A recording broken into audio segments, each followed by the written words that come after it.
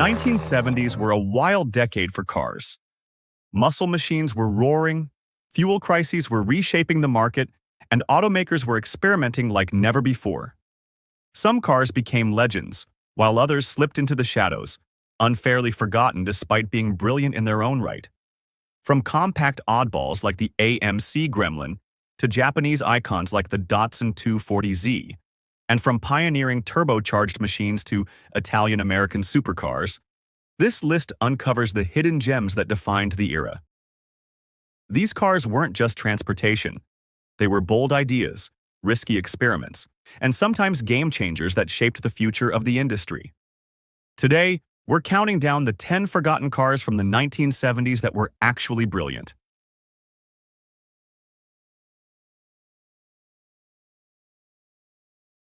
In the number 10 position, we have the AMC Gremlin, a car that hit the streets in 1970 and instantly made people stop and stare. Sometimes in confusion, sometimes in admiration. Its design was unlike anything else of its time. With a chopped-off rear end that looked like a hatchback gone wrong, the Gremlin quickly became the butt of jokes. But here's the thing. Beneath its odd looks, this little car was actually brilliant. At a time when America was dominated by big gas-guzzling machines, AMC did something radical. It introduced one of the first compact American cars. The Gremlin was small, cheap to run, and perfect for city driving. It was AMC's bold answer to the rising popularity of imports like the Volkswagen Beetle and Toyota Corolla. And while people laughed at its shape, sales told a different story. The Gremlin sold well, proving that Americans were ready for smaller, more practical cars. Inside, it wasn't flashy, but it was functional. The cabin offered decent space for a small car, and its hatchback design made it surprisingly versatile.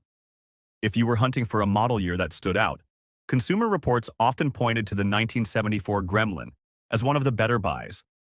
By then, AMC had ironed out some of the early issues, making it more reliable and refined. Performance wasn't jaw-dropping, but with a choice of straight-six engines, it had enough pep to handle daily driving. Plus, its lightweight gave it a fun, tossable feel on the road. The AMC Gremlin makes this list because it was more than just a funny-looking car. It was a pioneer, bringing compact practicality to an American market that desperately needed it. Strange? Yes. Brilliant? Absolutely.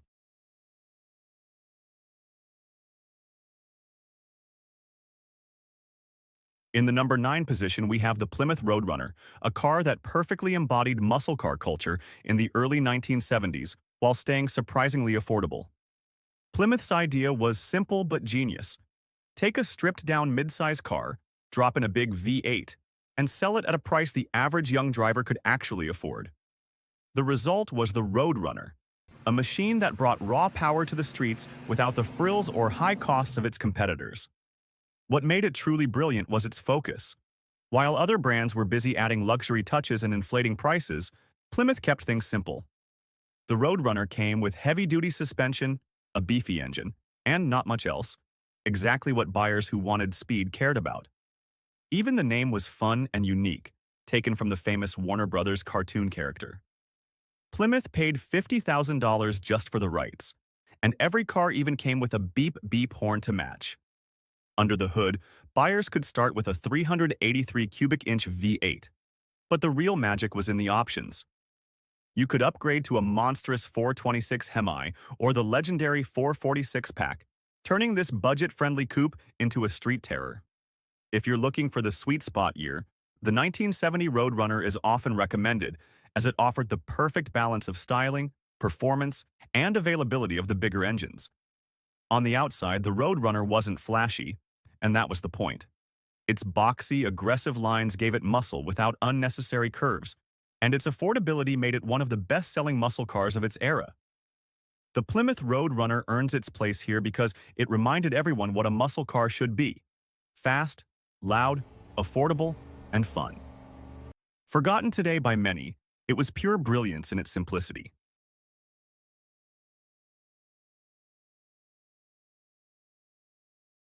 In the number 8 position, we have the Ford Maverick, introduced in 1970 as Ford's bold answer to the growing demand for compact, affordable cars. At a time when imports like the Volkswagen Beetle were stealing the spotlight, Ford needed something small, stylish, and practical to keep younger buyers from looking elsewhere. The Maverick delivered exactly that. And in its own quiet way, it was a brilliant success. The Maverick's design was simple but sharp. With its long hood and short rear deck, it carried a sporty muscle car vibe, yet it was sized and priced to be accessible. Ford priced it under $2,000, making it a bargain for first-time buyers, college students, and families on a budget. That combination of style and affordability turned it into a hit, with over 500,000 sold in its first year alone. Inside, it was straightforward, with few frills but plenty of function. The cabin was roomy for a compact, and it came in both two-door and four-door versions, giving buyers flexibility.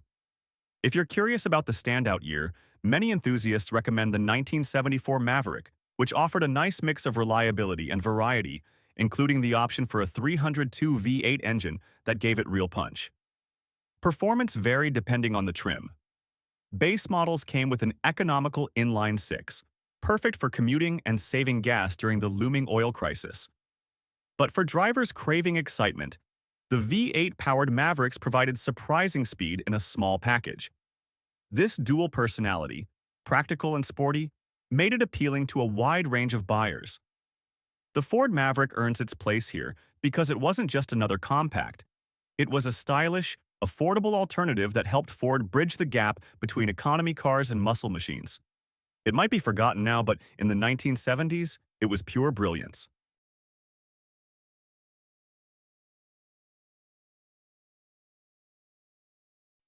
In the number 7 position, we have the Chevrolet Vega, launched in 1971 as GM's great hope for a compact car that could take on the imports. On the surface, the Vega looked like a winner. Sleek styling, lightweight construction, and a hatchback design that felt modern compared to the big sedans dominating American roads. Chevy poured a lot of energy into making the Vega appealing, and at first it worked. It even won Motor Trend's Car of the Year in 1971. The brilliance of the Vega was in its forward-thinking design. It came with an aluminum engine that made it lighter and more fuel-efficient, something America would desperately need as the oil crisis loomed. The hatchback layout gave it flexibility that few domestic cars had at the time, making it practical for both city driving and weekend getaways. For buyers, it felt like a bold step into the future. Inside, the Vega was simple but smart. Its dashboard and seating were cleanly laid out, and it gave off a youthful, sporty vibe. If you're wondering about the year to look for, the 1976 Vega is often recommended by collectors and enthusiasts since it benefited from engineering updates that improved its reliability compared to the problematic earlier versions. Of course, the Vega's reputation suffered because of rust issues and engine problems, but that shouldn't overshadow its impact. When it worked, it was fun, efficient, and surprisingly stylish for an American compact. It also showed that GM was willing to experiment and innovate in a market segment it had long ignored. The Chevrolet Vega earns its spot here because it was more than just a car. It was a bold attempt at reimagining what American drivers needed. It may have had flaws, but its brilliance lies in its ambition and forward-thinking design.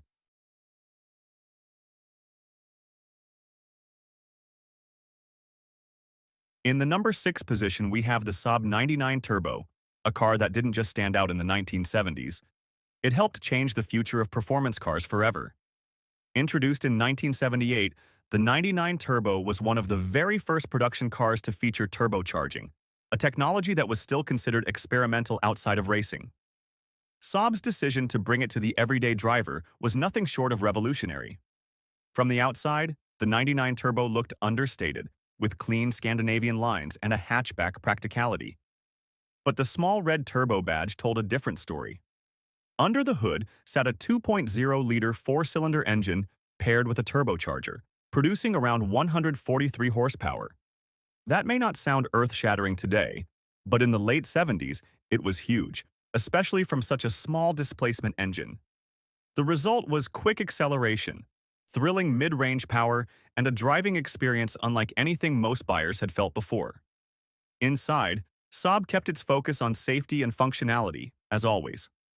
The driver-oriented cockpit placed controls within easy reach, and the upright seating gave excellent visibility. If you're looking for the year to own, the 1979 Saab 99 Turbo is often highlighted by enthusiasts since it delivered improved reliability and was easier to live with compared to the very first run. What made the 99 Turbo brilliant was how it blended practicality with innovation. It wasn't a flashy sports car. It was a family-friendly hatchback that happened to outrun many bigger competitors. And in doing so, it proved that turbocharging could transform the car industry, paving the way for countless performance models that came later. The Saab 99 Turbo earns its place here because it was a true pioneer. It showed the world that being clever and innovative could be just as exciting as raw power.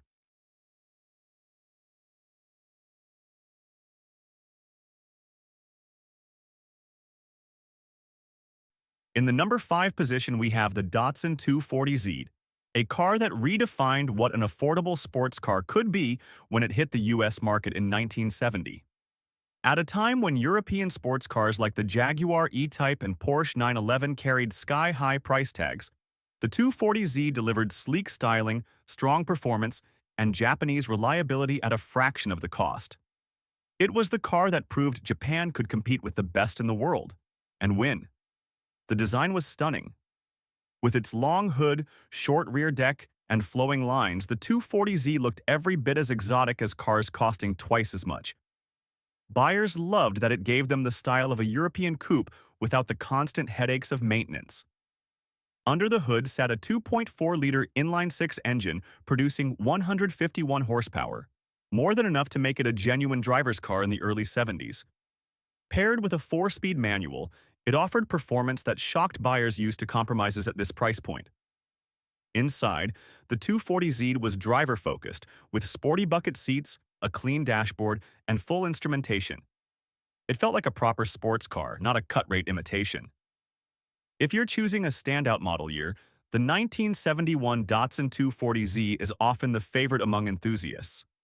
It offered the purest form of the car before later emissions regulations and design tweaks slightly dulled its edge. What made the 240Z brilliant wasn't just its performance or style, but its accessibility. For under $4,000, you could own a car that rivaled machines double its price, while still being reliable enough for everyday driving. The Datsun 240Z earns its place here because it democratized the sports car. It was fast, beautiful, dependable, and unforgettable. A true gem of the 1970s that deserves far more recognition than it gets today.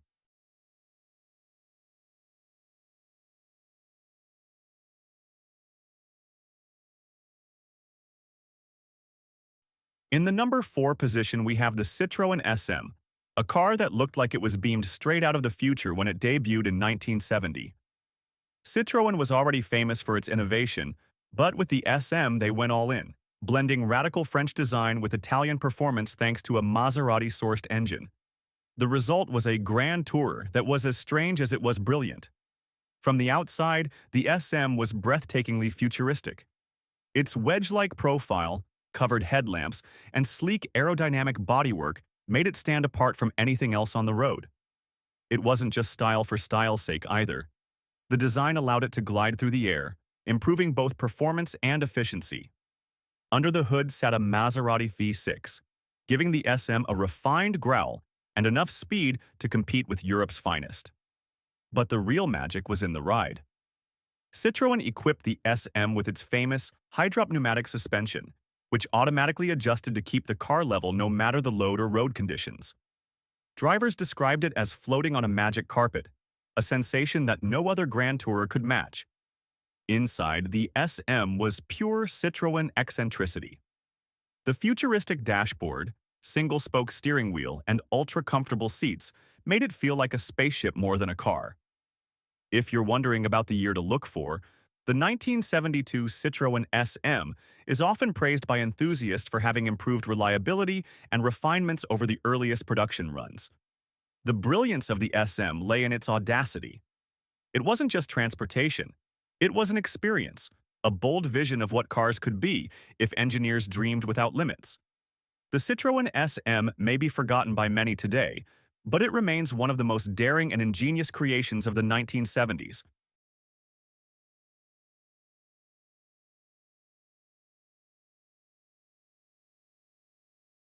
In the number 3 position, we have the Lancia Stratos, a car that didn't just make history in the 1970s, it dominated it. First appearing in 1973, the Stratos was designed with one goal in mind: to win rally championships. And when it did, becoming one of the most successful rally cars ever built, while also being one of the most radical road cars to hit the streets.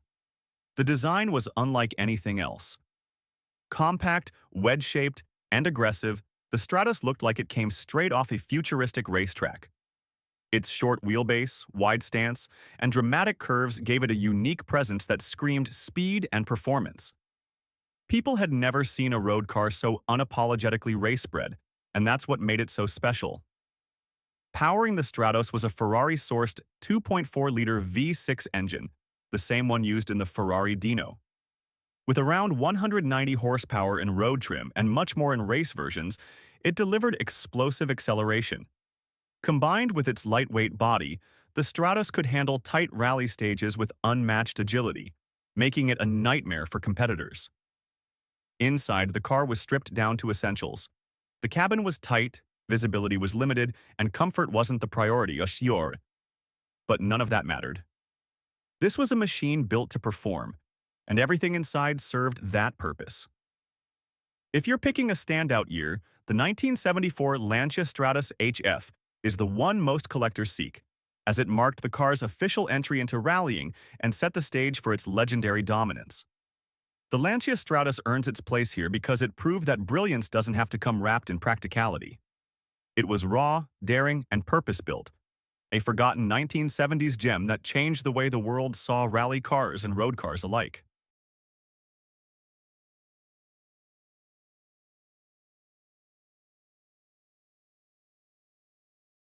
In the number 2 position, we have the BMW 2002 Turbo, a car that helped shape the DNA of BMW's performance legacy. Launched in 1973, it was one of the very first turbocharged production cars in the world and the very first from BMW. At a time when most manufacturers were still experimenting with turbos in racing, BMW dared to bolt one onto a compact sedan, and the result was nothing short of groundbreaking. Visually, the 2002 Turbo stood out with its flared fenders, bold striping, and front spoiler proudly displaying the word turbo. Its stance was aggressive, a clear warning to anyone who underestimated it. And under the hood sat a 2.0-liter four-cylinder engine with a KKK turbocharger, producing 170 horsepower. That may sound modest today, but in a lightweight car of the early 70s, it made the 2002 Turbo shockingly quick. What made it even more thrilling was the way it drove. The turbo lag was infamous. You'd press the pedal, wait a moment, and then get slammed with a surge of power that transformed the car into a rocket. For enthusiasts, this unpredictable boost made driving it both exhilarating and a little bit intimidating. Inside, the 2002 Turbo was simple but purposeful, with supportive seats, clean gauges, and a cockpit focused on the driver. If you're eyeing a standout year, 1974 is often regarded as the sweet spot, though production was extremely limited due to the oil crisis, making the car rare and highly collectible today. The BMW 2002 Turbo earns its place here because it was more than just a fast compact. It was a statement that small cars could deliver big thrills, and that turbocharging would soon become the future of performance. Forgotten by many outside the BMW community, it remains a brilliant icon of the 1970s.